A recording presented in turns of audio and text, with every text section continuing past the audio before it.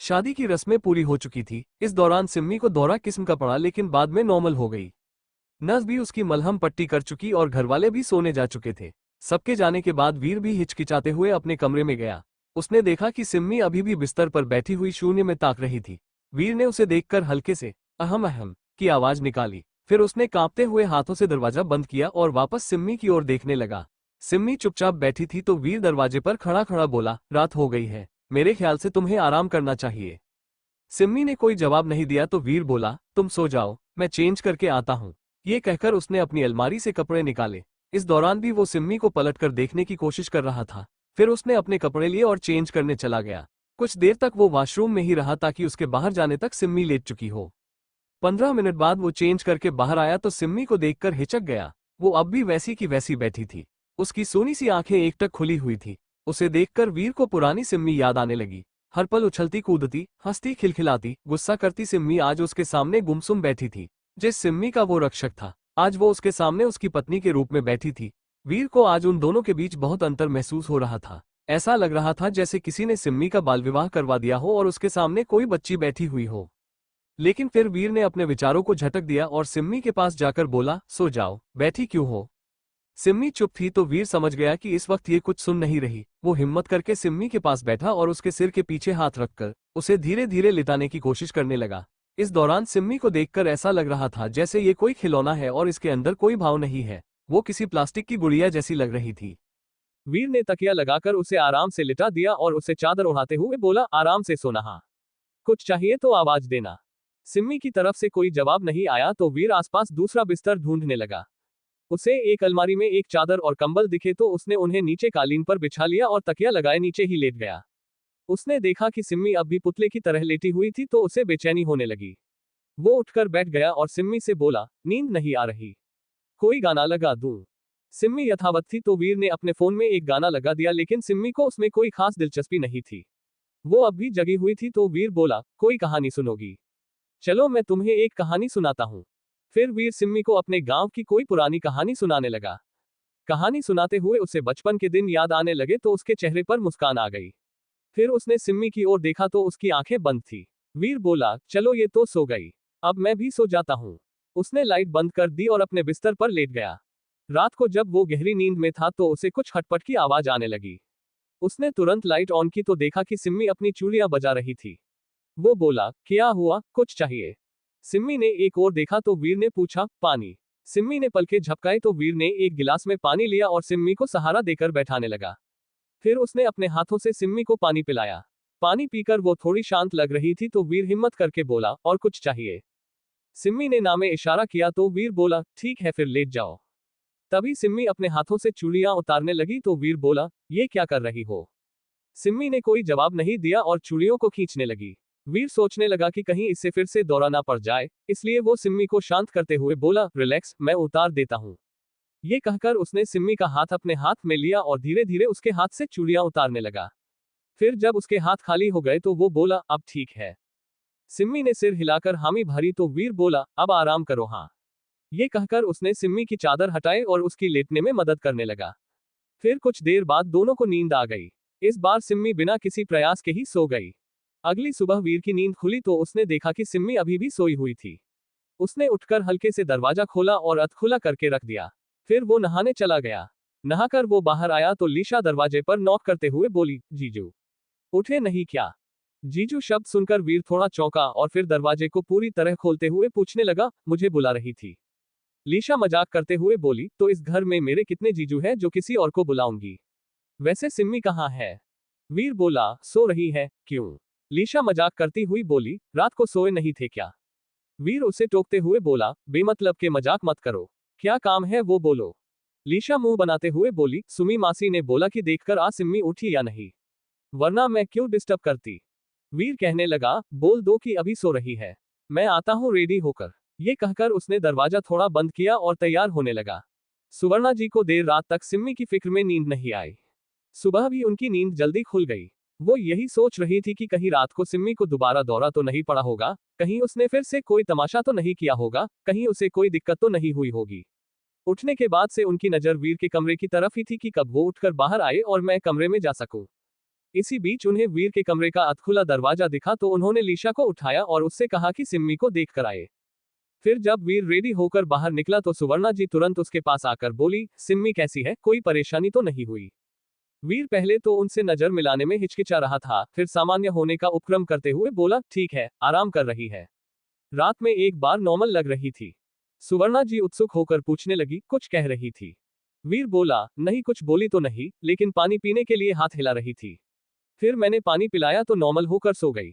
सुवर्णा जी चैन की सांस लेते हुए बोली, चलो एक दिन तो अच्छे से गुजरा। मैं तो खामख्वाह डर रही थी। तभी आशा जी भी अपने कमरे से बाहर निकली और वीर से बोली, बहू कैसी है अब? वीर बोला, ठीक है। आशा जी बोली, शादी के बाद घर में नए जोड़े के हाथों पूजा करवाई जाती है। हवन पाठ होता है, लेकिन बहू की हालत देखकर ये पूजा अभी के लिए टाल देते हैं। आज तुम दोनों घर के मंदिर में साथ में पूजा करोगे। इसी बहाने बहू को भगवान का आशीर्वाद भी मिल जाएगा और पूजा की रस्म भी हो जाएगी। वीर खींचते हुए बोला, लेकिन माँ। तभी सुवर्णा जी बोली, हाँ नए जोड़े को भगवान का आशीर्वाद जरूर लेना चाहिए।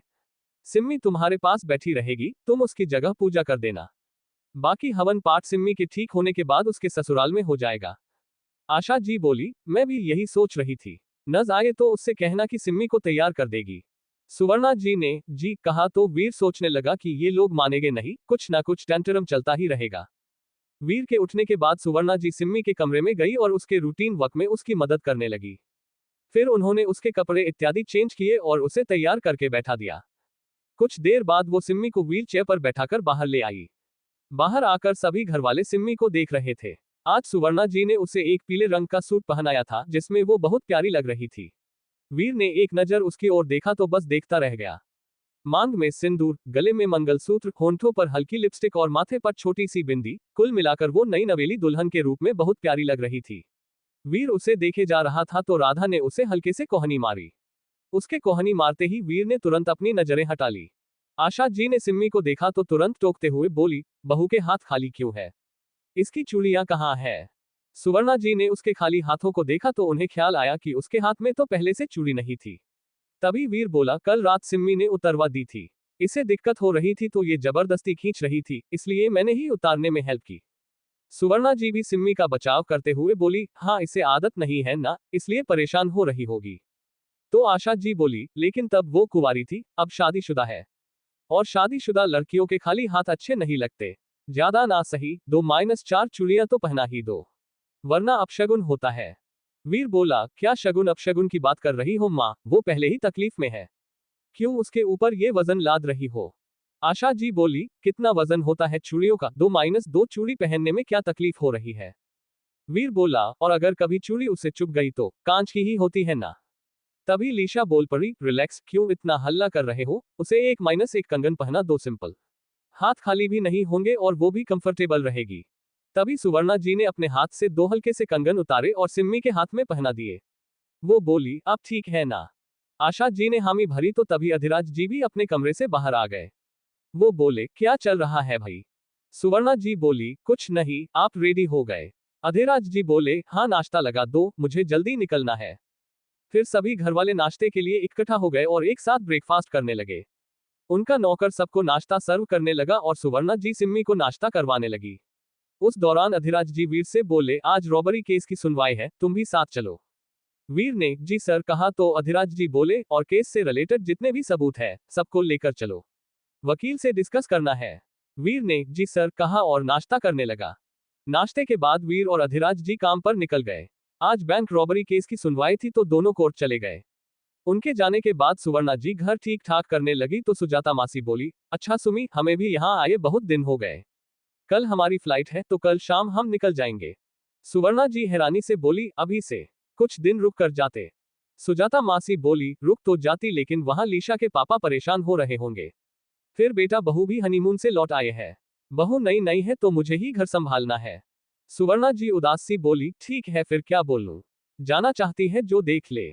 सुजाता मासी उनके कंधे पर हाथ रखते हुए बोली, फिक्र मत कर, सिम्मी जल्दी ठीक हो जाएगी।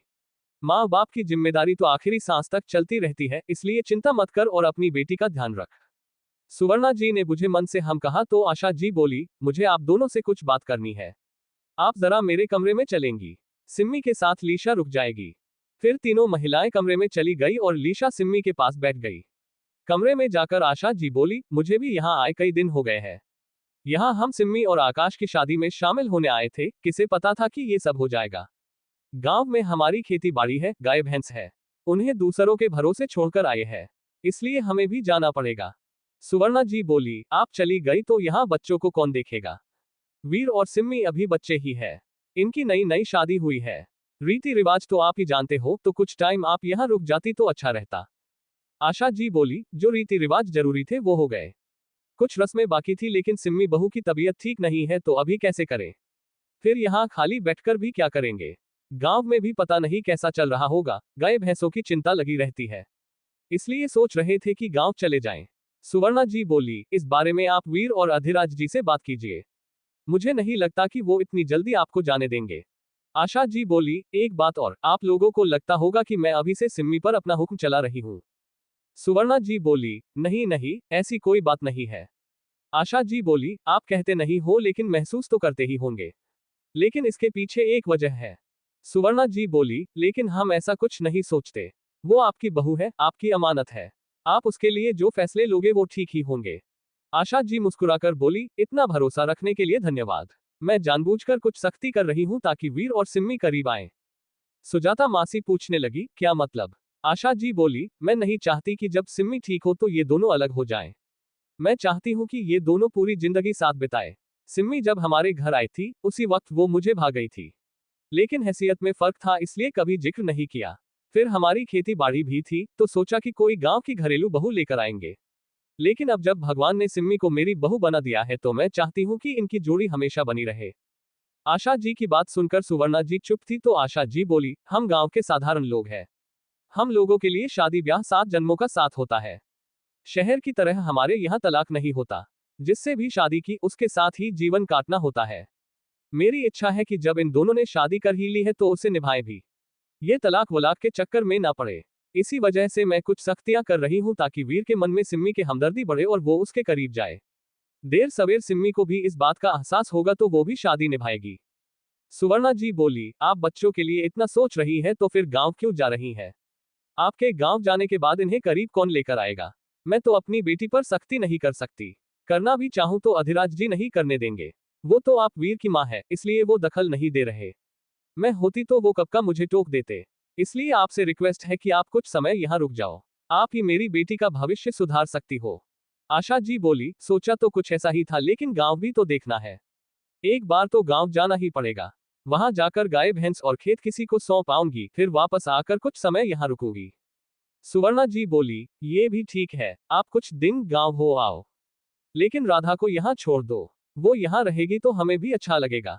और अब तो लीशा भी जाने वाली है, फिर सिम्मी अकेली हो जाएगी, तो राधा को यहाँ छोड़कर कुछ दिन गांव हो आओ। आशा जी को सुवर्णा जी की बात ठीक लगी तो उन्होंने वीर से इस बारे में बात करने का सोचा।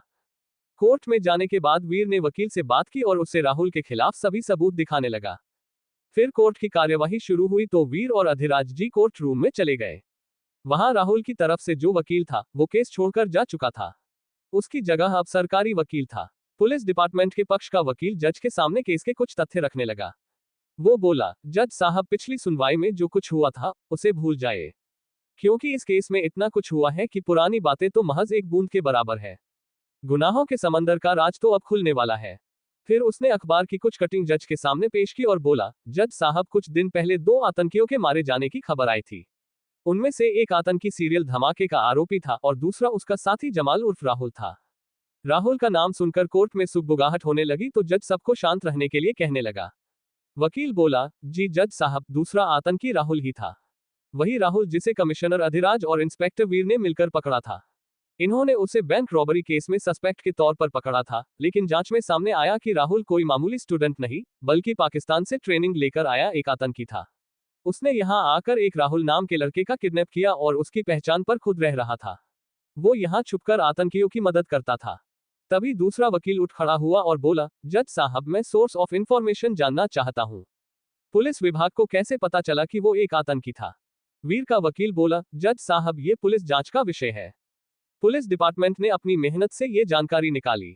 जमाल के 3 साथी भी इस बात के गवाह हैं। वीर की टीम ने मुठभेड़ में उन तीनों को पकड़ा था। तभी सरकारी वकील बोला, जज साहब, ये आधी अधूरी कहानी सुना रहे हैं। पूरी कहानी मैं आपको सुनाता हूँ। जज साहब, राहुल हमारे काबिल इंस्पेक्टर वीर की नई नवेली बीवी का पुराना आशिक था। वीर को वो पहले से पसंद नहीं था, तो इन्होंने एक कहानी रची जिसमें पहले तो राहुल को बैंक रॉबरी में आरोपी बनाया और फिर आतंकी बताकर उसका एनकाउंटर कर दिया। तभी वीर का वकील उठ खड़ा हुआ और बोला, जज साहब, ये पुलिस डिपार्टमेंट की काबिलियत और मेहनत पर सवाल उठा रहे हैं। पुलिस डिपार्टमेंट ने अपनी जान पर खेलकर जमाल के 3 साथियों को पकड़ा था। सरकारी वकील बोला, हाँ, तो इन्फॉर्मेशन का सोर्स बताए, कैसे पता चला कि ये सब आतंकी है। तभी अधिराज जी ने अपने वकील के कान में कुछ कहा तो उनका वकील बोला, जज साहब, हमें इस केस के एविडेंस की डिटेल रिपोर्ट पेश करने के लिए कुछ समय चाहिए। जज बोला, इस केस की अगली सुनवाई 1 हफ्ते बाद होगी। ये कहकर उसने कोर्ट की कार्यवाही स्थगित कर दी। जज के जाने के बाद वकील अधिराज जी और वीर से मिला। वो बोला, मैं अपनी तरफ से कोशिश तो कर रहा हूं कि आपकी पर्सनल लाइफ यहां ना खुले, लेकिन ऐसा होना मुश्किल ही है।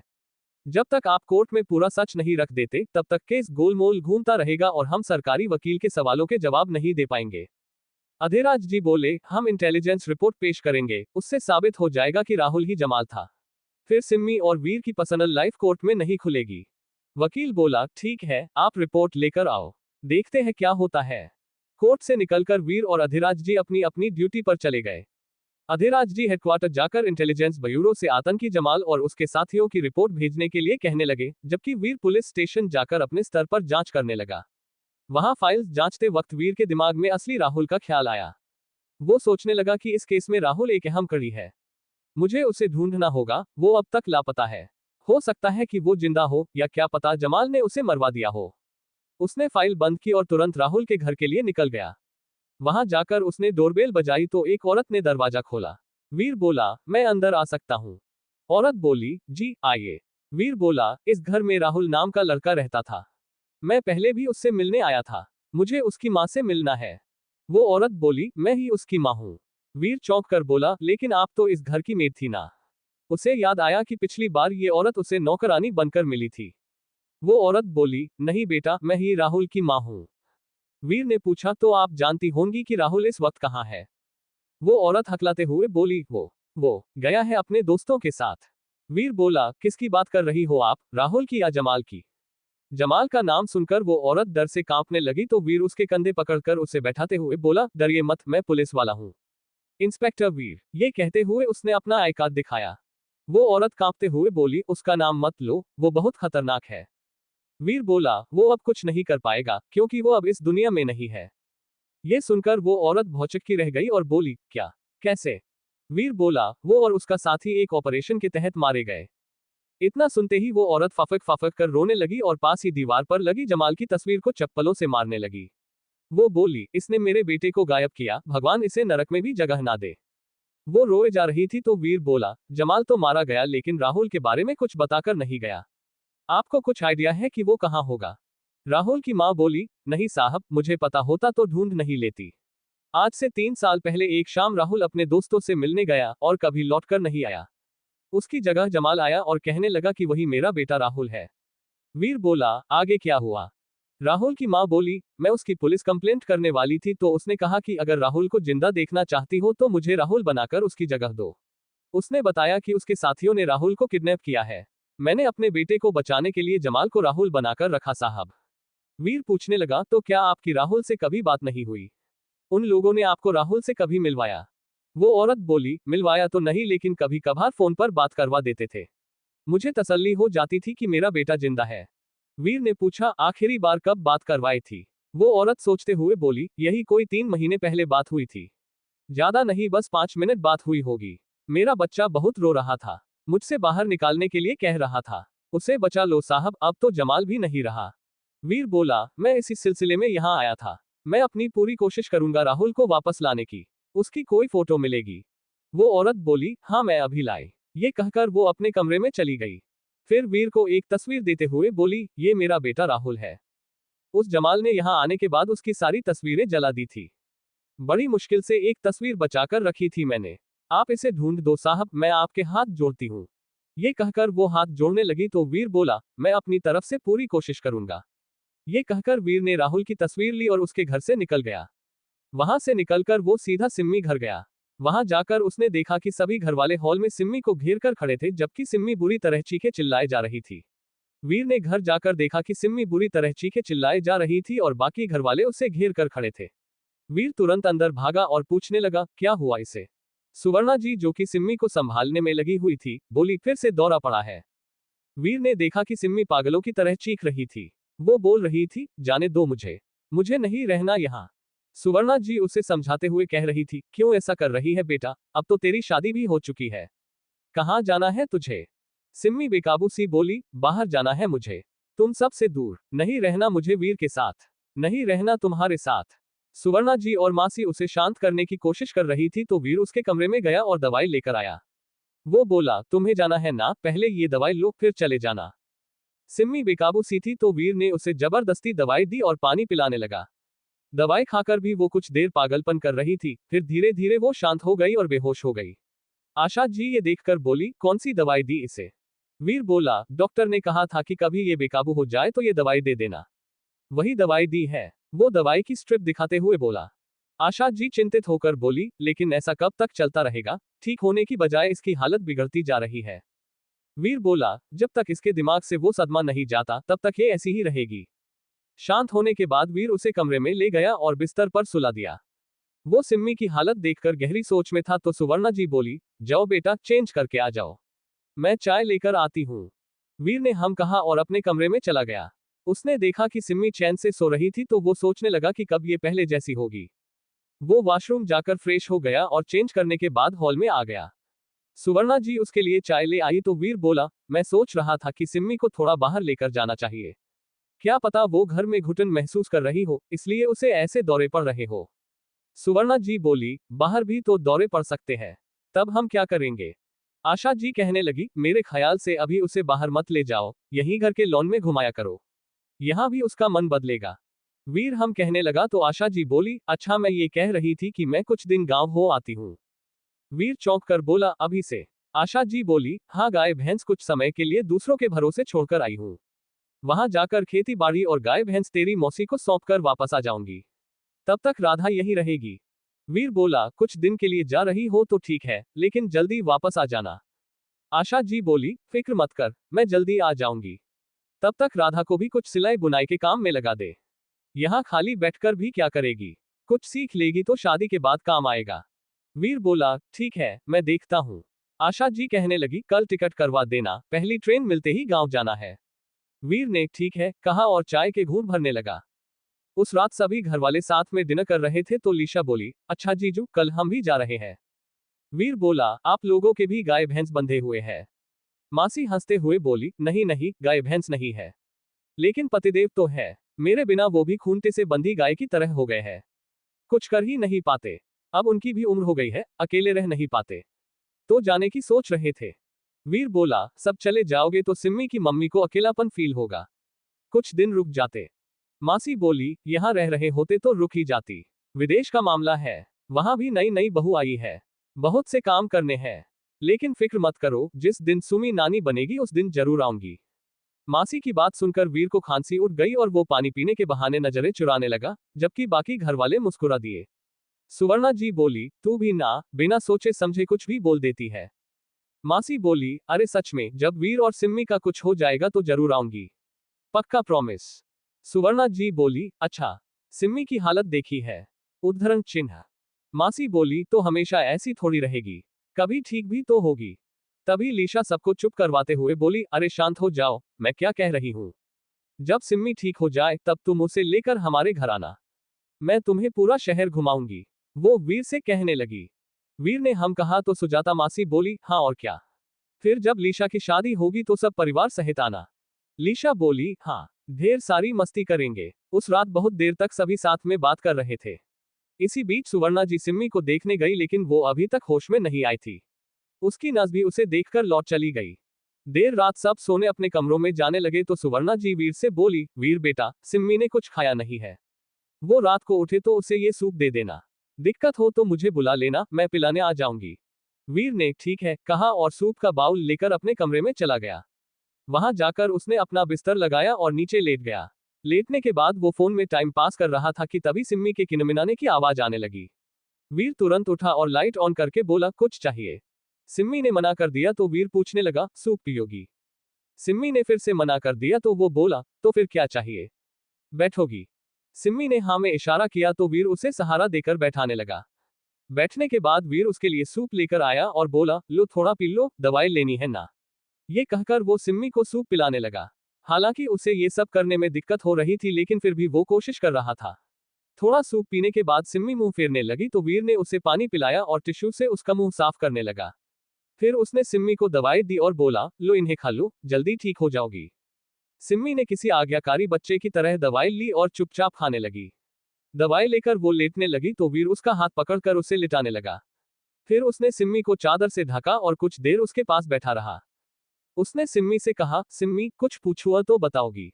सिम्मी एकटक उसकी ओर देख रही थी तो वीर बोला, तुम क्या फील कर रही हो आजकल? तुम्हें अचानक से दौरे जैसे पड़ते हैं तो सब परेशान हो जाते हैं। पहले तो तुम बोलती भी नहीं थी, आजकल पागलपन में पता नहीं क्या क्या बोल देती हो। तुम्हारे मन में कोई बात है तो प्लीज बता दो। तुम क्यों इतनी हाइपर हो जाती हो, कोई बात है क्या? उसकी बात सुनकर सिम्मी की आंखों से आंसू निकलने लगे तो वीर बोला, मैं तुम्हें गलत नहीं कह रहा हूं, लेकिन तुम्हें इस हालत में देखकर घरवाले परेशान हो जाते हैं। तुम्हारी मम्मी टेंशन में आ जाती है। अगर तुम्हारे मन में कुछ है जिससे तुम्हें परेशानी हो रही है तो बता दो। तुम जो चाहती हो वो मैं पूरा कर दूंगा। तुम्हें ठीक करने के लिए जो मुझसे होगा वो मैं करूंगा। तुम बस बताओ कि तुम्हें क्या चाहिए। सिम्मी ने उसकी बात का कोई जवाब नहीं दिया और करवट लेकर लेट गई। उसकी आंखों से टप टप आंसू बह रहे थे तो वीर उसकी ओर रुमाल बढ़ाते हुए बोला, लो आंसू पोंछ लो। सिम्मी ने कोई प्रतिक्रिया नहीं दी तो वीर ने नीचे बैठ गया और उसके आंसू पोंछते हुए बोला, तुम्हें बाहर जाना है ना? कल हम बाहर चलेंगे, ओके? सिम्मी ने आंसू भरी पलकें झपकाए तो वीर ने लाइट कम कर दी और नीचे लेट गया। लेटने के बाद भी वो बहुत देर तक सिम्मी को ही देखता रहा, फिर धीरे धीरे नींद के आगोश में चला गया। सुबह वीर सोकर उठा तो उसने कमरे का दरवाजा हल्का खोल दिया और नहाने चला गया। फिर रेडी होकर बाहर निकला तो नज और सुवर्णा जी सामने खड़ी थी। वीर नज को देखकर पूछने लगा, आज सुबह सुबह? सुवर्णा जी बोली, मैंने ही बुलाया है। कल रात सिम्मी की मलहम पट्टी नहीं हुई थी ना, तो आज सुबह बुला लिया। वीर ने ओके कहा और नस को अंदर जाने के लिए रास्ता देने लगा। सुवर्णा जी बोली, तुम बैठो, राजू नाश्ता लेकर आता होगा। वीर नाश्ते की टेबल पर जाकर वेट करने लगा कि तभी आशा जी कमरे से बाहर आए और वीर से कहने लगी, उठ गया बेटा? वीर ने हाँ कहा तो आशा जी बोली, अच्छा सुन, अभी नाश्ता मत करना। आज तुम दोनों को साथ में आरती करनी है ना, तो आरती होने के बाद ही कुछ खाना। वीर ने ठीक है कहा और सिम्मी के बाहर आने का इंतजार करने लगा। वहीं अंदर सुवर्णा जी और नस सिम्मी के रूटीन वर्क में उसकी मदद कर रहे थे। नस सिम्मी की मलहम पट्टी करते वक्त बोली, वैसे इनके घाव अब पहले से बेहतर है। चाहे तो इनके हस्बैंड ही इनकी मलहम पट्टी कर सकते हैं। उद्धरण चिन्ह। सुवर्णा जी बोली, अभी वो भी नया नया है, दोनों ज्यादा क्लोज नहीं है ना, तो एकदम से ये सब नहीं कर पाएगा। नस बोली, हाँ ये सब करने के लिए अच्छी बॉन्डिंग होना जरूरी है। और सिम्मी तो अभी पूरी तरह ठीक भी नहीं है। दोनों कुछ देर बाद सिम्मी को व्हील चेयर पर बैठाकर बाहर ले आए। आज सुवर्णा जी ने उसे गुलाबी रंग का सूट पहना रखा था, हाथों में हल्की हल्की चूड़ियां और पूरे श्रृंगार के साथ वो सिम्मी को कमरे से बाहर लाए। वो नहीं चाहती थी कि आशा जी किसी बात को लेकर नाखुश हो। साथ ही वो ये भी चाहती थी कि वीर का सिम्मी के प्रति झुकाव बढ़े। और सुंदरता ही ऐसी चीज थी जिसे पुरुष कभी नजरअंदाज नहीं कर पाते। इसलिए सुवर्णा जी रोज सिम्मी को अच्छे से तैयार करती ताकि वीर के मन में उसके लिए प्रेम जागे। वो सिम्मी को कमरे से बाहर लेकर आए तो मासी सिम्मी की नजर उतारते हुए बोली, कितनी सोनी लग रही है मेरी बच्ची, नजर न लग जाए। ये कहते हुए उन्होंने सिम्मी को काजल का टीका लगा दिया। फिर उन्होंने वीर को आवाज दी और बोली, दामाद जी इधर तो देखो। वीर ने पलटकर देखा तो मौसी सिम्मी की ओर इशारा करते हुए आंखें मटकाकर बोली, कैसी लग रही है? वीर ने एक नजर सिम्मी की ओर देखा और बोला, ठीक लग रही है। मासी बोली, बस इतना सा कॉम्प्लीमेंट? अरे 1 घंटा लगा है तैयार करने में, कुछ अच्छा सा तो बोलो। वीर नॉर्मल लहजे में बोला, अच्छी लग रही है। अब पूजा कर लें, मुझे काम पर भी जाना है। सुवर्णा जी मंदिर की तरफ जाते हुए बोली, हाँ मैं तैयारी करती हूँ। तभी मंदिर से राधा और लीशा बाहर आए और बोले, तैयारी हो चुकी है, आप बस पूजा शुरू कीजिए। सुवर्णा जी उन दोनों को देखकर मुस्कुराए और दिया जलाकर पूजा शुरू करने लगी। तब तक अधिराज जी भी तैयार होकर बाहर आ गए। फिर सुवर्णा जी ने आरती शुरू की और आरती की प्लेट वीर के हाथ में थमा दी। सिम्मी उसके बगल में व्हील चेयर में थी तो सुवर्णा जी उसका हाथ पकड़कर वीर के हाथ से टच करवाने लगी। वीर ने सुवर्णा जी से सिम्मी का हाथ छोड़ देने के लिए कहा और खुद सिम्मी के हाथ में आरती की थाली पकड़ाकर उसे सहारा देते हुए आरती करने लगा। आरती करते हुए वीर ने महसूस किया कि सिम्मी आंखें झपका रही है और उसकी आंखें नम है। वो सिम्मी को एकटक देख रहा था तो आशा जी दोनों के ऊपर अपना आंचल रख दिया और भगवान से उनके लिए आशीर्वाद मांगने लगी।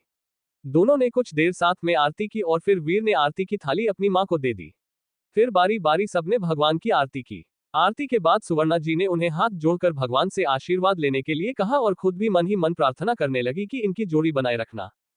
फिर सब साथ में नाश्ता करने लगे। नाश्ता करके वीर जाने लगा तो लीशा बोली, जीजू शाम को जल्दी आ जाना, हम 6 बजे निकल जाएंगे। वीर घड़ी देखते हुए बोला, कोशिश करूंगा। तभी आशा जी बोली, और मेरी ट्रेन की टिकट याद रखना। हाँ, वीर ने ठीक है कहा और तभी उसकी नजर सिम्मी पर आ टिकी। वो सोचने लगा कि काश सिम्मी भी सबकी तरह कोई फरमाइश करती, लेकिन वो चुपचाप थी तो वीर अपनी पुलिसिया कैप लगाकर पुलिस स्टेशन के लिए निकल गया। पुलिस स्टेशन जाकर उसने हवलदार से जमाल की पिछली 3 महीने की कॉल डिटेल निकालने के लिए कहा। साथ ही 3 महीने पहले कॉल कहां से किए गए थे उनकी लोकेशन निकालने के लिए भी कहा। हवलदार वीर के आदेश पर मोबाइल ऑपरेटर कंपनी के पास चला गया और जमाल की कॉल डिटेल निकलवाने लगा। वहीं वीर ने राहुल की तस्वीर को दिल्ली के सभी थानों में सर्कुलेट किया और उसकी खबर निकालने के लिए कहने लगा। दूसरी तरफ सिम्मी से मिलने के बाद से प्रिया शॉक्ड सी थी। उसे राहुल की सच्चाई पर यकीन नहीं था, इसलिए वो भी कुछ दिन सदमे जैसी हालत में ही थी। इसी वजह से वो कुछ दिन कॉलेज भी नहीं गई। आज बड़े दिनों बाद वो कॉलेज गई तो उसका मन नहीं लग रहा था। उसे कॉलेज में हर तरफ राहुल, सिम्मी और अपनी मस्तियां याद आ रही थी। ऐसा लग रहा था जैसे पुराने दृश्य उसके सामने घूम रहे हो। दूसरे स्टूडेंट्स को मस्ती करते देखकर उसे राहुल और सिम्मी की याद आ रही थी तो वो उदास सी सिर झुकाए अपने क्लासरूम की तरफ चली गई। लेक्चर के दौरान भी वो अपसेट सी ही थी। कोई बात करता भी तो बुझे मन से जवाब दे देती। लंच ब्रेक में भी एक बेंच पर अकेली बैठी थी तो पीछे से नील आया और उसने प्रिया के कंधे पर हाथ रखा। प्रिया ने चौंक कर राहुल कहा और पीछे देखते लगी। पीछे नील था तो वो बोली, ओह नील सर आप हो, मुझे लगा। इतना कहकर वो चुप हो गई। नील उसके बगल में बैठते हुए बोला, समझ सकता हूं तुम पर क्या बीत रही होगी। प्रिया ने कोई जवाब नहीं दिया तो नील पूछने लगा, सिम्मी से मिली? प्रिया बोली, हाँ कुछ दिन पहले हॉस्पिटल में मिली थी। ठीक नहीं है वो? नील बोला, बात करती है। प्रिया बोली, तब तो नहीं बोल रही थी, अब पता नहीं कैसी है। नील बोला, तुम कहो तो एक बार मिलने चले। प्रिया बोली, मन तो मेरा भी है लेकिन अगर वो पहले जैसी हालत में होगी तो। नील बोला, तो क्या मिलकर आज जाएंगे और क्या। वैसे वो अब भी हॉस्पिटल है या घर आ गई है? प्रिया बोली, पता नहीं, उसकी मम्मी से पूछना पड़ेगा। नील बोला, हाँ तो पूछ लो, फिर चलते हैं थोड़ी देर में। नील के कहने पर प्रिया ने सिम्मी के लैंडलाइन नंबर पर कॉल किया तो सुवर्णा जी ने फोन उठाया। उन्होंने बताया कि सिम्मी अब घर आ चुकी है तो प्रिया ने उनसे कहा कि वो सिम्मी से मिलने आ रही है। फिर फोन रखने के बाद वो नील से बोली, सिम्मी घर पर ही है, चलो वहीं मिलकर आते हैं। नील ने हाँ चलो कहा और दोनों सिम्मी के घर के लिए निकल गए। वहां जाकर प्रिया ने डोरबेल बजाई तो राधा ने दरवाजा खोला।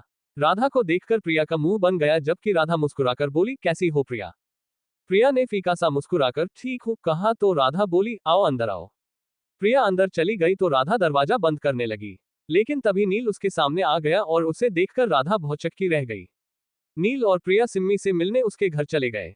वहां राधा ने दरवाजा खोलते वक्त नील को देखा तो वो चौंक गई। फिर उसने सामान्य होकर दरवाजा खोला और नील को रास्ता देने लगी। नील भी राधा को वहां देखकर हैरान था। उसे लगा था कि राधा गांव जा चुकी होगी, लेकिन आज उसे देखकर नील सकपका गया। फिर राधा उल्टे पांव लौट गई तो नील भी धीरे धीरे घर के अंदर दाखिल हुआ। अंदर उसने आशा जी को देखा तो नजरें झुकाए चलने लगा। फिर उनके पास पहुंचा तो धीरे से नमस्ते कहने लगा। हालांकि इस दौरान आशा जी और राधा नॉर्मल दिखाने की कोशिश कर रही थी लेकिन नील को देखकर दोनों के पुराने घाव ताजा हो गए। सुवर्णा जी उनकी मनोस्थिति समझ रही थी, लेकिन वो भी ऐसा बर्ताव कर रही थी जैसे सब कुछ सामान्य हो। उन्होंने प्रिया से कहा, आओ प्रिया कैसी हो, बैठो। नील दोनों सोफे पर बैठ गए तो राधा और आशा जी काम का बहाना बनाकर अपने कमरे की तरफ चले गए। उनके जाने के बाद प्रिया बोली, सिम्मी कैसी है अब? सुवर्णा जी बोली, पहले से थोड़ी ठीक है लेकिन कभी कभी उसे दौरे पड़ जाते हैं, उस टाइम कंट्रोल करना मुश्किल हो जाता है। प्रिया यहां वहां देखते हुए बोली, इस टाइम कहां है? सुवर्णा जी बोली, आराम कर रही है, चलो मिलवाती हूं। ये कहकर वो नील और प्रिया को सिम्मी के कमरे में ले गई। प्रिया ने सिम्मी को बिस्तर पर लेटे देखा तो उसे आवाज देते हुए बोली, सिम्मी। प्रिया की आवाज सुनकर सिम्मी की आंख खुल गई। उसने प्रिया की ओर देखा तो प्रिया चहकते हुए पूछने लगी, कैसी है मैडम? आहा, आज तो सज धज के बैठी है, नॉट बैड, बड़ी सुंदर लग रही है। प्रिया को देखकर सिम्मी हल्के से पलके झपकाने लगी तो प्रिया बोली, ये आंख क्या लपलपा रही है, कुछ तो बोल। सिम्मी कुछ बोलने की कोशिश कर रही थी लेकिन बोल नहीं पा रही थी, मानो उसे बोलने में जोर पड़ रहा हो। उसके भाव देखकर प्रिया बोली, नहीं करनी बात तो कोई ना, मैं जरा तेरा रूम तो देख लूं। ये कहते हुए वो सिम्मी के कमरे में घूमने लगी। वो सिम्मी की किताबें वगैरह पढ़कर जानबूझकर यहाँ वहां रख रही थी। वो जानती थी कि सिम्मी को किताबें फैलाना पसंद नहीं है, इसलिए वो कुछ तो रिएक्ट जरूर करेगी। लेकिन सिम्मी बस उठने की कोशिश करती रही, ना कुछ बोल पाए और ना ही खुद से उठ पाए। नील ने सिम्मी को कोशिश करते हुए देखा तो उसने प्रिया को इशारा किया कि मत करो। प्रिया रुक गई तो नील बोला, देख रही हो सिम्मी, कैसे इसने तुम्हारा रूम फैला दिया है। कॉलेज में भी ऐसा ही कर रखा है, सबको परेशान करती रहती है। तुम जल्दी जल्दी ठीक होकर कॉलेज आओ और इसे संभालो, वरना ये सबका कॉलेज बंद करवा देगी। यहाँ प्रिया और नील सिम्मी के साथ समय व्यतीत कर रहे थे। वहीं दूसरी तरफ वीर ने पुलिस स्टेशन जाकर हवलदार से जमाल की कॉल डिटेल्स की रिपोर्ट मांगी। हवलदार ने उसे रिपोर्ट दी तो वीर सारे नंबर्स को चेक करने लगा। उनमें से एक नंबर राहुल की मां के नाम पर दर्ज था। वीर ने हवलदार से कहा कि ये कॉल जिस जगह से किया गया है, उस जगह की लोकेशन निकलवाओ। हवलदार फिर से मोबाइल ऑपरेटर कंपनी के पास जाकर लोकेशन निकलवाने लगा। लंच टाइम में वीर अपनी मां की ट्रेन की टिकट बुक करने चला गया। टिकट बुक करके वो लौट रहा था तो उसे एक बिल्डिंग दिखी जहां सिलाई सेंटर का बोर्ड लगा हुआ था। वीर ने गाड़ी रोककर वो बिल्डिंग देखी और पास में एक दुकानदार से पूछने लगा, यहाँ औरतों को सिलाई सिखाते हैं? दुकानदार बोला, सिर्फ सिलाई ही नहीं, इस बिल्डिंग में बहुत कुछ सिखाते हैं, जैसे नाच गाना, पेंटिंग, कोचिंग और भी बहुत कुछ। वीर सोचने लगा कि ये जगह राधा के लिए सही है, यहाँ ज्यादातर सीखने वाले स्टूडेंट आते होंगे। राधा भी यहीं आएगी तो लोगों से मिलना जुलना सीखेगी। फिर ये एरिया एजुकेशन हब था तो वीर उसकी सुरक्षा को लेकर आश्वस्त था।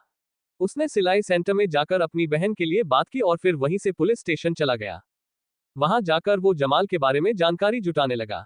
उसने अधिराज जी को फोन करके इंटेलिजेंस की रिपोर्ट के बारे में पूछा तो अधिराज जी ने बताया कि अभी रिपोर्ट नहीं आई है। वो सोचने लगा कि तब तक मैं जमाल के साथियों के कागजात तैयार कर लेता हूँ। उसने उन तीनों साथियों के डॉक्यूमेंट खंगाले और उनके परिजनों से संपर्क साधने की कोशिश करने लगा। इन्हीं कामों में उसे शाम हो गई तो उसकी नजर घड़ी पर पड़ी। 5 बज चुके थे तो उसे ख्याल आया कि आज सुजाता मासी विदेश जाने वाली है।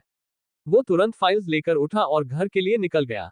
दूसरी तरफ प्रिया और नील कुछ समय सिम्मी के साथ ही रहे। इस दौरान राधा सुजाता मासी और लीशा की पैकिंग करने में मदद करने लगी। सुवर्णा जी भी उनके लिए घर की बनाई चीजें रख रही थी। उनकी बहन जाने वाली थी तो उनका मन भारी भारी सा हो रहा था। फिर जब नील और प्रिया जाने लगे तो लीशा कमरे से बाहर आ गई और प्रिया से बोली, जा रही हो? प्रिया बोली, हाँ अब चलते हैं।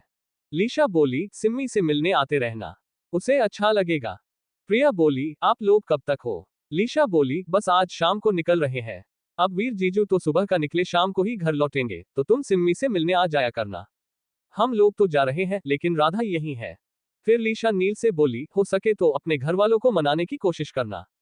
नील सोचते हुए बोला, किस बारे में? लीशा बोली, राधा के और किसके? तुम्हें राधा जैसी लड़की दोबारा नहीं मिलेगी।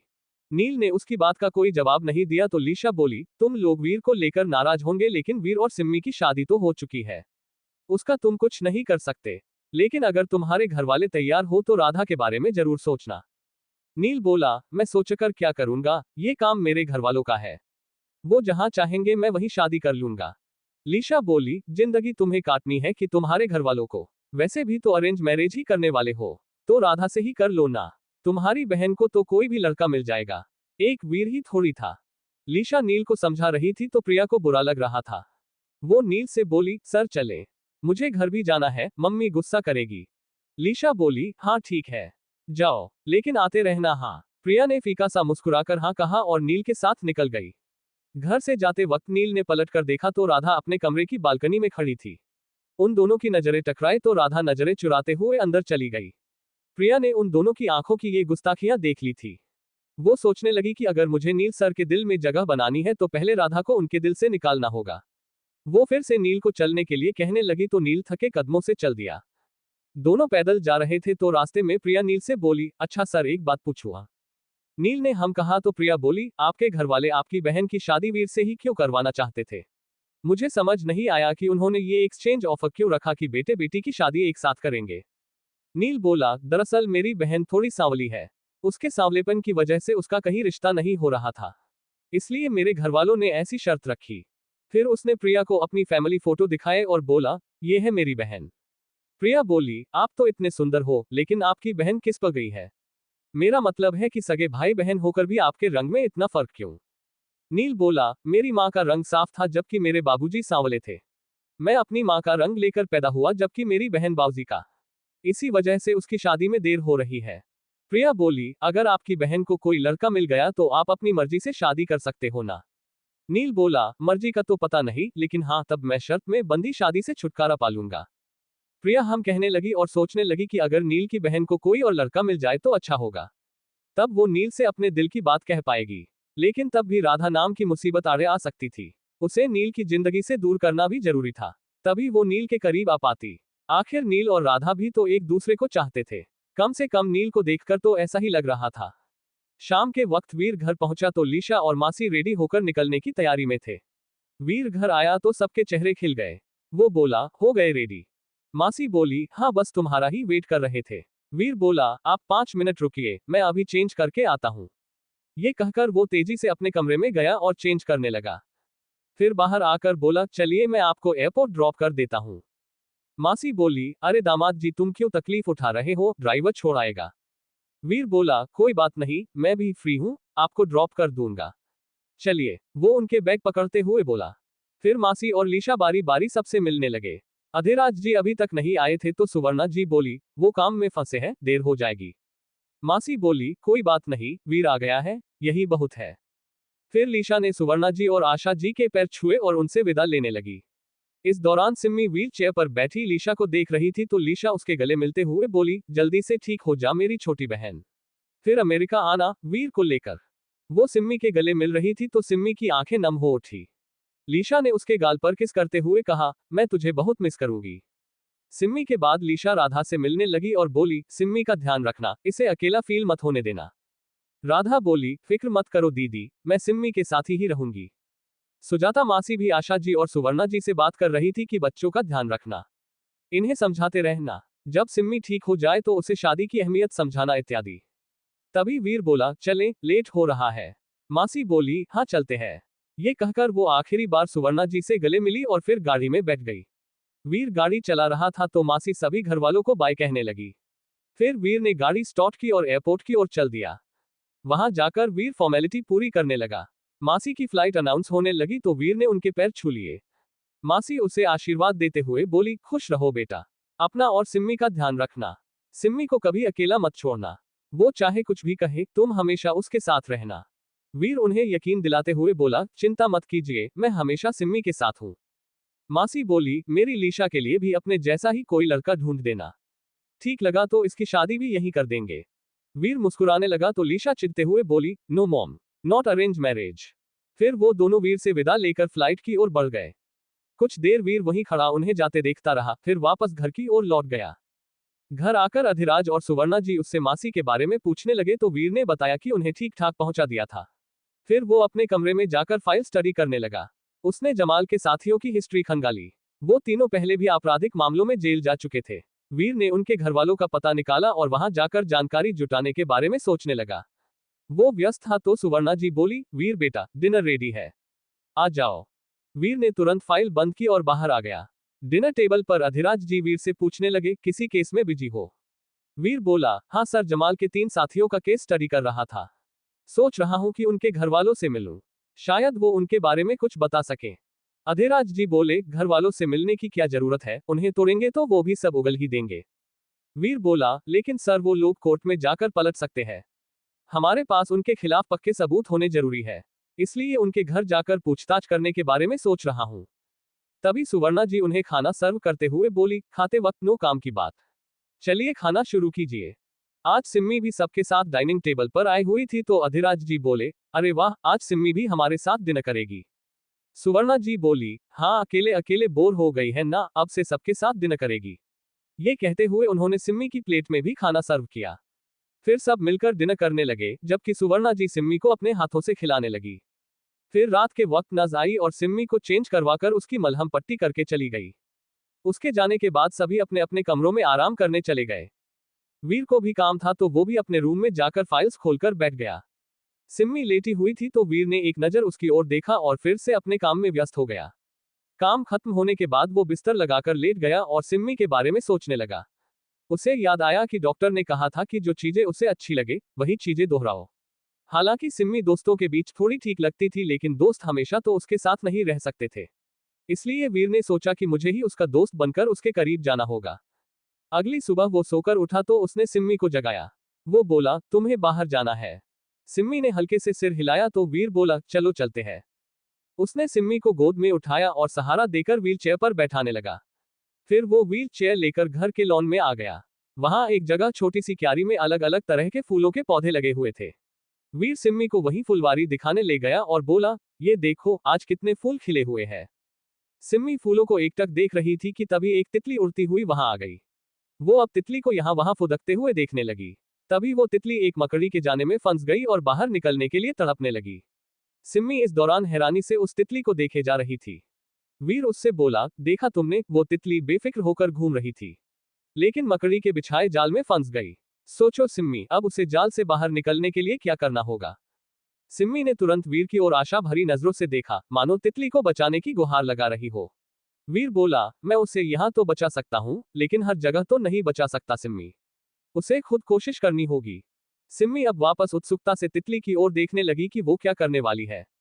तितली अपने स्वभाव के मुताबिक पंख फड़फड़ाने लगी और इसी कोशिश में वो जाले से बाहर निकलकर उड़ गई।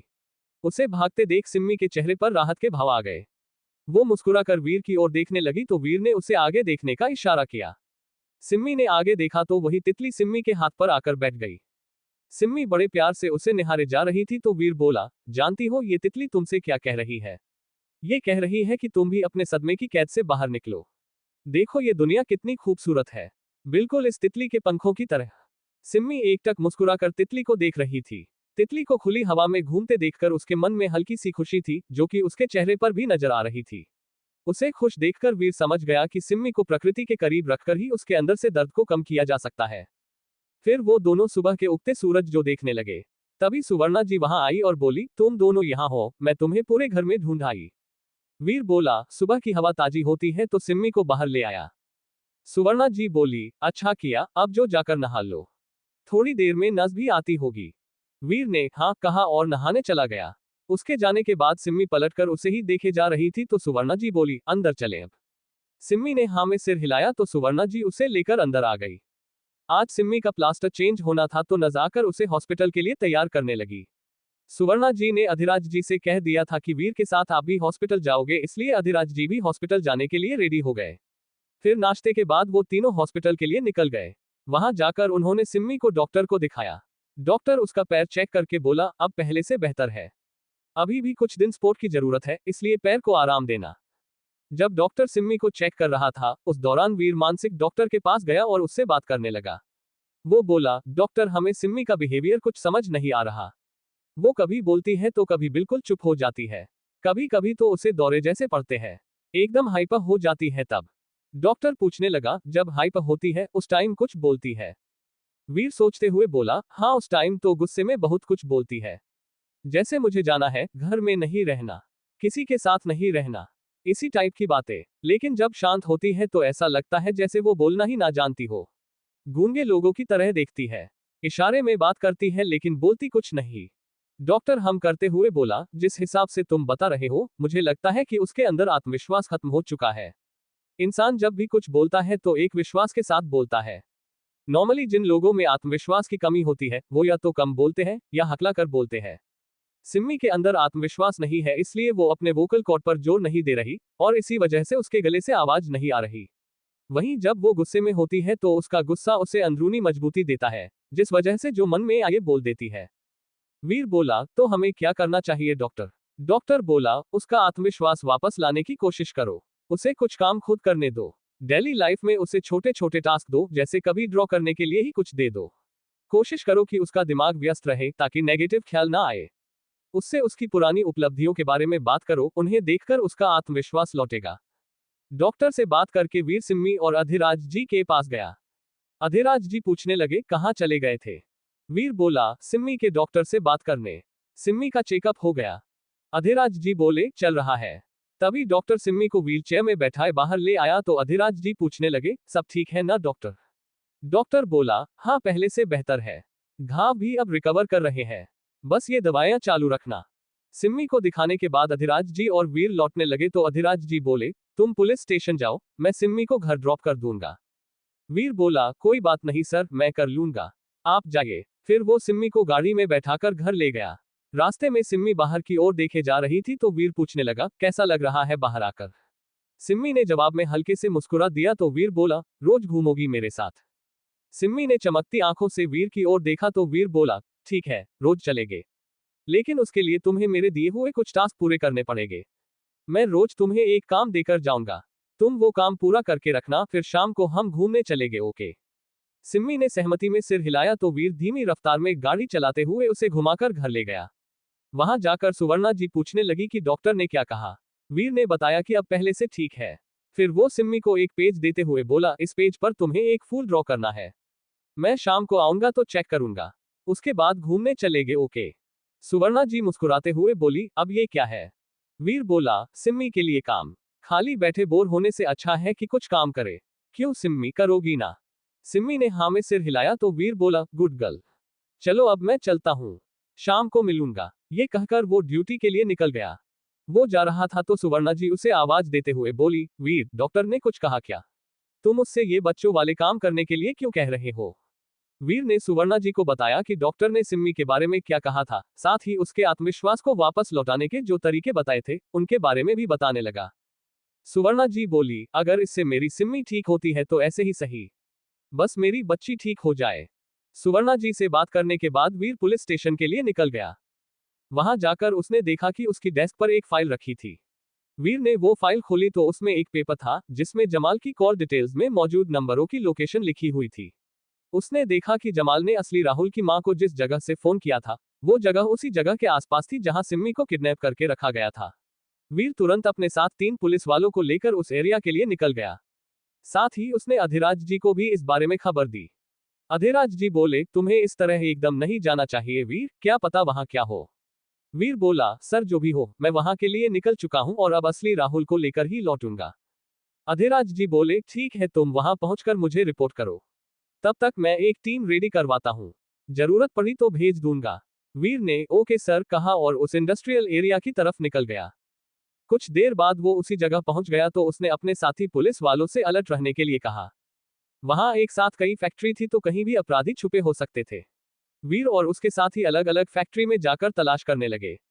आज ज्यादातर फैक्ट्री खाली थी।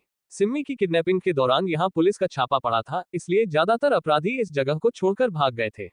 वीर ने कई जगह देखा लेकिन वहां कोई नहीं मिला। बस एक फैक्ट्री थी जो बाकियों से थोड़ी बेहतर हालत में लग रही थी। वीर बचते बचाते उस फैक्ट्री की तरफ गया और उसके साथियों ने मोर्चा संभाल लिया। वो लोग फैक्ट्री की तरफ बढ़ने लगे तो वहां उन्होंने एक बुजुर्ग को देखा।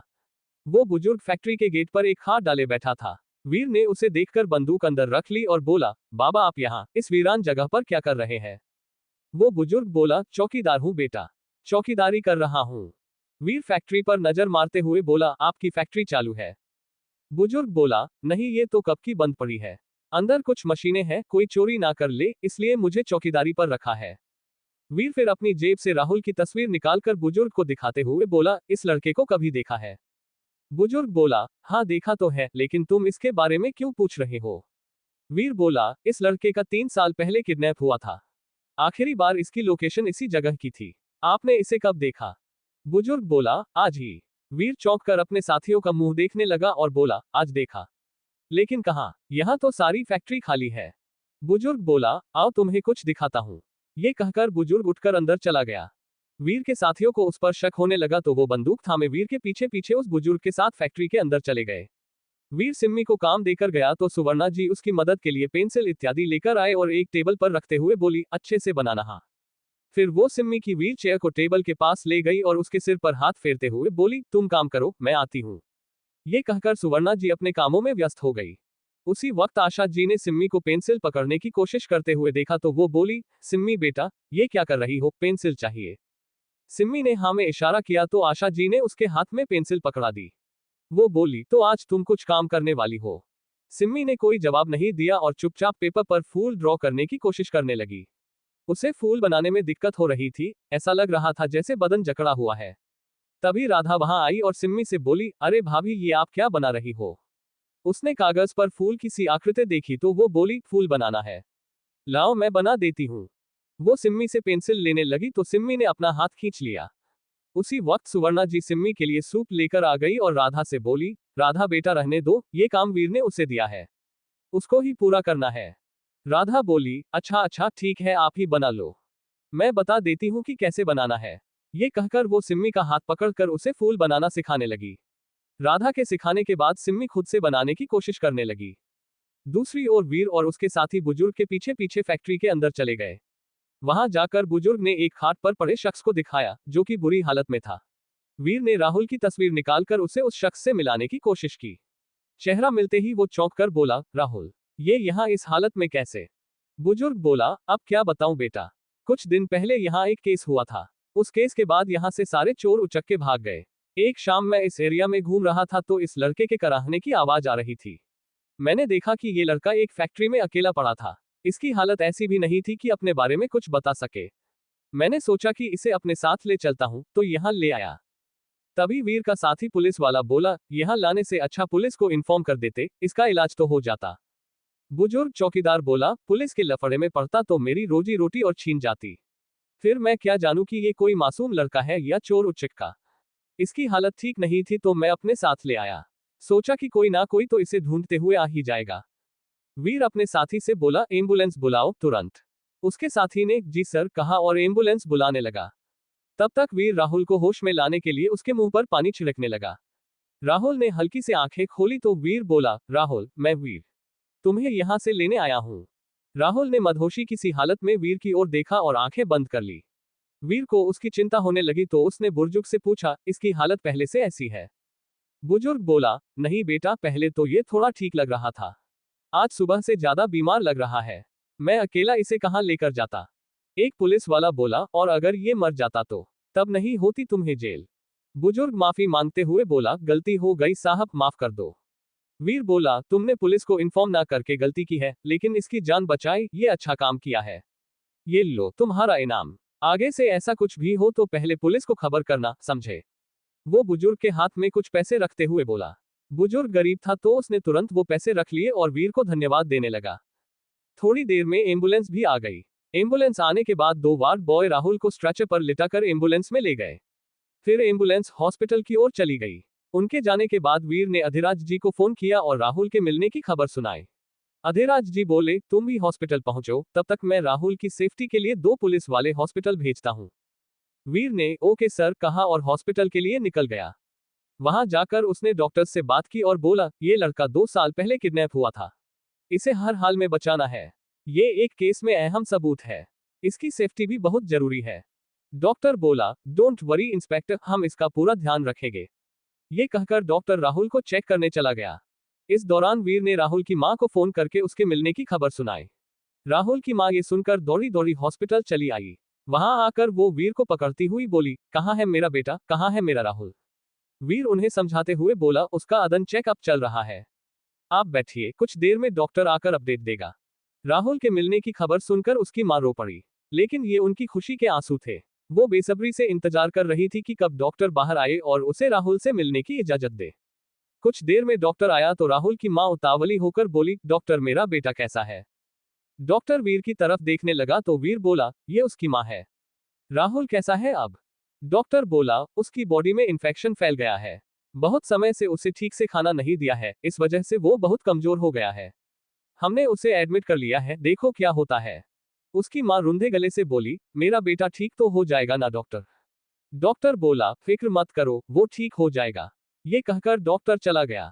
फिर अधिराज जी हॉस्पिटल पहुंचे तो वीर ने उन्हें भी राहुल की हेल्थ अपडेट दी। अधिराज जी ने 2 पुलिस वालों को राहुल की सेफ्टी में लगा दिया और हॉस्पिटल को भी आदेश दिया कि उसके इलाज में कोई कमी नहीं होनी चाहिए। इन सब में रात के 8 बज चुके थे। वीर व्यस्त था तो उसे सुवर्णा जी का कॉल आने लगा। उसने कॉल रिसीव किया तो सुवर्णा जी बोली, वीर बेटा तुम कब आओगे? वीर बोला, बस थोड़ी देर में निकलता हूँ। घर पर सब ठीक तो है ना? सुवर्णा जी बोली, बेटा सिम्मी ने दोपहर से कुछ नहीं खाया है, तुम घर आ जाते तो। वो बोल ही रही थी कि तभी डॉक्टर राहुल को दोबारा चेक करके बाहर निकला। वीर सुवर्णा जी से बोला, मैं आपसे बाद में बात करता हूँ। ये कहकर उसने फोन काट दिया और डॉक्टर से बात करने लगा। डॉक्टर बोला, राहुल को ब्लड चढ़ाना पड़ेगा। वीर बोला, तो क्या प्रॉब्लम है? डॉक्टर बोला, इस हॉस्पिटल की पॉलिसी है कि पेशेंट को ब्लड तभी चढ़ाया जाएगा जब कोई उसकी जगह ब्लड डोनेट करेगा। पैसों से तो हर कोई खून खरीद सकता है, लेकिन इस तरह हॉस्पिटल में ब्लड की सप्लाई खत्म हो जाएगी। इसलिए इनके किसी फैमिली मेंबर को ब्लड डोनेट करने के लिए बुला लीजिए। राहुल की मां बोली, मेरा खून ले लो डॉक्टर, लेकिन मेरे बेटे का इलाज कर दो। डॉक्टर बोला, मां जी आपकी उम्र ज्यादा है, आपका खून नहीं ले सकते, कोई और हो तो बुला लो। तभी वीर बोला, आप मेरा ले लीजिए, बस राहुल का ट्रीटमेंट शुरू कीजिए। अधिराज जी ये सुनकर बोले, ये क्या कह रहे हो वीर, तुम्हें कमजोरी आ जाएगी, ड्यूटी कैसे करोगे फिर। वीर बोला, वो बाद में देखा जाएगा, अभी राहुल का इलाज जरूरी है। ये कहकर वो डॉक्टर से बोला, चलो डॉक्टर। फिर डॉक्टर वीर को ब्लड डोनेशन के लिए ले गया और राहुल का ट्रीटमेंट भी शुरू हो गया। वीर ब्लड डोनेट करने लगा तो राहुल का ट्रीटमेंट शुरू हो गया। कुछ देर बाद वो ब्लड डोनेट करके बाहर निकला तो राहुल की मां हाथ जोड़ते हुए बोली, तुम्हारा बहुत बहुत धन्यवाद बेटा, तुम्हारी वजह से मेरे बेटे की जान बच पाए। वीर बोला, मेरे ख्याल से आपको घर चले जाना चाहिए, राहुल की सेफ्टी के लिए यहाँ पुलिस वाले हैं। वो औरत बोली, अब तो मैं राहुल के होश में आने के बाद ही घर जाऊंगी, मेरी फिक्र मत करो, मैं ठीक हूँ। वीर बोला, ठीक है, जैसी आपकी मर्जी, कोई जरूरत हो तो फोन करना। ये कहकर वीर अधिराज जी के साथ हॉस्पिटल से निकल गया। वो गाड़ी की ओर बढ़ा तो अधिराज जी बोले, तुम मेरे साथ चलो, मेरी गाड़ी में। वीर ने जी सर कहा और उनकी गाड़ी में बैठकर घर चला गया। घर जाकर उसने देखा कि सब परेशान से हॉल में बैठे थे। तभी आशा जी वीर से बोली, कहाँ रह गया था, टाइम देख रहा है, 10 बज गए हैं। वीर अपना हाथ दबाए बोला, क्यों क्या हुआ। आशा जी बोली, सिम्मी ने दोपहर से कुछ खाया पिया नहीं है। सुवर्णा जी ने कितनी कोशिश की कि कुछ खा ले, लेकिन इसने खाना छुआ तक नहीं। अधिराज जी सिम्मी के पास गए और बोले, क्या हुआ बेटा, खाना क्यों नहीं खाया तुमने। सिम्मी ने गुस्से में मुंह फेर रखा था तो वीर भी उसके पास आकर पूछने लगा, क्या बात है सिम्मी, चलो खाना खाओ। सिम्मी ने वीर को देखकर गुस्से में मुंह फेर लिया तो वीर उसके सामने रखे कागज को उठाकर देखने लगा। उसने देखा कि सिम्मी ने एक कमल का फूल बनाया हुआ था। हालांकि वो इतना खास भी नहीं था, लेकिन सिम्मी ने कोशिश की, इसलिए वीर ने उसकी तारीफ करते हुए कहा, अच्छा तो ये बनाया है तुमने। सिम्मी अब वीर की ओर देखने लगी तो वीर फूल को जांचते हुए बोला, हम अच्छा बनाया है, तुमने खुद बनाया या किसी ने हेल्प की। सुवर्णा जी बोली, नहीं नहीं, किसी ने हेल्प नहीं की, सिम्मी ने खुद बनाया है। वीर बोला, फिर तो बहुत अच्छा बना है, गुड, ऐसे ही बनाते रहना। वीर के मुंह से तारीफ सुनकर सिम्मी के चेहरे पर मुस्कान आ गई तो वीर बोला, अब खाना खाओ चलो। इस बार सुवर्णा जी खाना लेकर आए तो उसने बिना ना नकुर के तुरंत खाना खा लिया। ये देखकर सब घरवाले एक दूसरे की शक्ल देखने लगे। सिम्मी ने अब तक खाना इसलिए नहीं खाया था क्योंकि वो पहले अपनी मेहनत वीर को दिखाना चाहती थी। सिम्मी खाना खाने लगी तो वीर चेंज करने चला गया। उसके जाने के बाद अधिराज जी सुवर्णा जी से बोले, आज वीर ब्लड डोनेट करके आया है, उसे कुछ हेल्थी खाना देना, वरना कमजोरी आ जाएगी। सुवर्णा जी बोली, ब्लड डोनेट किसे। अधिराज जी बोले, एक लड़के के लिए डोनेट किया, तुम खाना रेडी करो, मैं आता हूँ। ये कहकर अधिराज जी भी अपने कमरे में चले गए। वहीं वीर को अब हल्के से चक्कर से फील हो रहे थे। वो खुद को संभालते हुए डिनर के लिए टेबल पर आया तो सुवर्णा जी उसके खाने में भर भर कर घी डालते हुए बोली, ये सब तुम्हें ही खाना है। आशा जी भी फिक्र करते हुए बोली, खाने के बाद अनार भी खाना, जल्दी खून बनेगा। वीर बोला, अरे कुछ नहीं हुआ मुझे, ठीक हूं मैं। सुवर्णा जी उसे हरी सब्जी, चपाती और घी से लबरेज दाल परोसने लगी तो वीर इतना खाने से मना करने लगा। जैसे तैसे उसने खाना खत्म किया और आराम करने अपने कमरे में चला गया। उसे थकान सी हो रही थी तो जल्द ही उसे नींद भी आ गई। वो नीचे बिस्तर लगाए सोया हुआ था तो सिम्मी उसकी ओर देखे जा रही थी। उसे भी वीर की फिक्र हो रही थी। देर रात उसे पानी पीने की इच्छा हुई तो वो अपने पास रखी घंटी को बजाने लगी। घंटी की आवाज सुनकर वीर की आंख खुली तो उसने पूछा, पानी दूं। सिम्मी ने हाँ में इशारा किया तो वीर ने उसे पानी दिया। फिर वो वॉशरूम चला गया। वॉशरूम से लौटकर वो दरवाजा बंद कर रहा था तो उसे चक्कर से आने लगे। वो एक जगह खड़ा होकर अपना सिर थामे खड़ा हो गया। सिम्मी ने उसे देखा तो उसे डर लगने लगा। वो बड़ी बड़ी आंखों से वीर को देखे जा रही थी। वीर संभलते हुए अपने बिस्तर की ओर बढ़ने लगा तो उसका पैर बेड से टकरा गया और वो गिरने ही वाला था कि सिम्मी के मुंह से चीख निकल पड़ी, वीर। सिम्मी के मुंह से आवाज सुनकर वीर मानो होश में आया हो। वो सिम्मी को एकटक देखे जा रहा था तो सिम्मी फिर से चुप हो गई और बेचैनी भरी नजरों से वीर को देखने लगी। उसके चेहरे को देखकर पता चल रहा था कि वो फिक्रमंद है। वीर उससे बोला, डोंट वरी, मैं ठीक हूं, तुम सो जाओ। फिर वो लड़खड़ाते हुए अपने बिस्तर की ओर बढ़ा और धम्मस से बिस्तर पर लेट गया। उसे समझ नहीं आ रहा था कि उसे इतने चक्कर क्यों आ रहे हैं, जबकि वो पहले भी ब्लड डोनेट कर चुका था। अगली सुबह भी वो देर तक सोया रहा। सुवर्णा और आशा जी को फिक्र होने लगी तो उन्होंने दरवाजा खटखटाया। वीर की नींद खुल गई तो वो दरवाजा खोलने चला गया। उसने दरवाजा खोला तो आशा जी बोली, तेरी तबीयत ठीक है? आज बहुत देर हो गई तुझे उठने में। वीर बोला, हाँ थकान की वजह से नींद नहीं खुली। आप लोग चलो, मैं थोड़ी देर में नहाकर आता हूँ। ये कहकर उसने दरवाजा हल्का सा बंद कर लिया। इस दौरान सुवर्णा और आशा जी ने देख लिया कि वीर का बिस्तर नीचे लगा हुआ था, लेकिन दोनों ऐसे रिएक्ट कर रही थी जैसे कुछ देखा ही ना हो। अन्य दिनों में वीर जब सोकर उठता था तो सबसे पहले वो अपना बिस्तर समेट देता था, लेकिन आज तबीयत नासाज होने की वजह से वो भूल गया और घर वालों को पता चल गया। कुछ देर में वो नहाकर निकला और बिस्तर समेटकर कमरे से बाहर आ गया। फिर नज और सुवर्णा जी सिम्मी के रूटीन वर्क के लिए अंदर चले गए। अंदर सिम्मी ने सुवर्णा जी का हाथ पकड़ लिया तो सुवर्णा जी बोली, क्या हुआ बेटा? सिम्मी वीर की तस्वीर की ओर देखने लगी तो सुवर्णा जी बोली, क्या कह रही है? वीर को बुलाना है। सिम्मी ने ना में इशारा किया और सुवर्णा जी का हाथ जोर से दबाते हुए वीर की फोटो की ओर देखने लगी। सुवर्णा जी बोली, वीर के बारे में बता रही हो? सिम्मी ने हाँ में सिर हिलाया तो सुवर्णा जी बोली, उसे बुलाऊं? सिम्मी ने ना में इशारा किया और फिर से उनका हाथ पकड़कर दिखाने लगी। सुवर्णा जी बोली, मेरी कुछ समझ नहीं आ रहा सिम्मी, मुंह से बोल बेटा। सिम्मी परेशान सी इशारा करते जा रही थी तो सुवर्णा जी बोली, जल्दी बता, वीर ड्यूटी पर जाने वाला है। ड्यूटी का नाम सुनकर सिम्मी ना में सिर हिलाने लगी। उसके रिएक्शन इतने तेज थे कि सुवर्णा जी समझ गई। वो बोली, वीर को ड्यूटी जाने से रोकना है। सिम्मी ने हाँ में इशारा किया तो सुवर्णा जी बोली, लेकिन क्यों? नज बोली, ये आप वीर से ही पूछो। सिम्मी मना कर रही है तो जरूर कोई बात है। सुवर्णा जी कमरे से बाहर आए और वीर से बोली, वीर बेटा, सिम्मी तुम्हें ड्यूटी जाने से रोकना चाहती है। वो बार बार इशारा कर रही है कि तुम्हें रोकूं। कुछ हुआ है क्या? वीर बोला, हाँ वो कल रात मुझे चक्कर से आ रहे थे, शायद वही देखकर डर गई होगी। लेकिन अब मैं ठीक हूँ। कल भागदौड़ भी हुई थी और फिर ब्लड भी डोनेट करना पड़ा, इसलिए कमजोरी आ गई, लेकिन अब ठीक हूँ मैं, उसे बता दो। आशा जी बोली, बहू मना कर रही है तो रहने देना।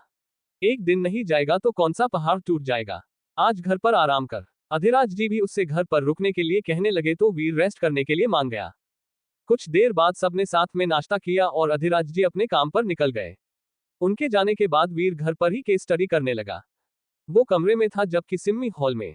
वो बार बार वीर के कमरे की ओर देखे जा रही थी तो सुवर्णा जी बोली, अंदर जाना है।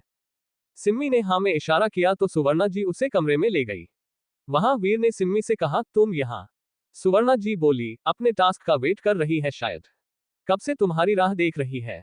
वीर फाइल बंद करते हुए बोला, अच्छा ठीक है, आज तुम्हें अपने सभी फैमिली मेंबर्स और दोस्तों के नाम एक पेपर पर लिखने हैं। ये कहकर वीर ने उसे एक पेन और डायरी दे दी। फिर सुवर्णा जी सिम्मी को हॉल में ले आई और वो वहां अकेली बैठी काम करने लगी। सबके नाम लिखते हुए अचानक से ही उसकी सांसें तेज चलने लगी और उसे पैनिक अटैक आने लगा। उसकी ये हालत देखकर सुवर्णा जी ने तुरंत वीर को आवाज दी। वीर और उसकी मां शोर सुनकर भागे चले आए। आगे की कहानी जानने के लिए आप हमारे चैनल को लाइक करें, सब्सक्राइब करें और शेयर करना ना भूलें। धन्यवाद दोस्तों, फिर मिलते हैं अगले एपिसोड में। तब तक आप अपना ख्याल रखें और स्वस्थ रहें।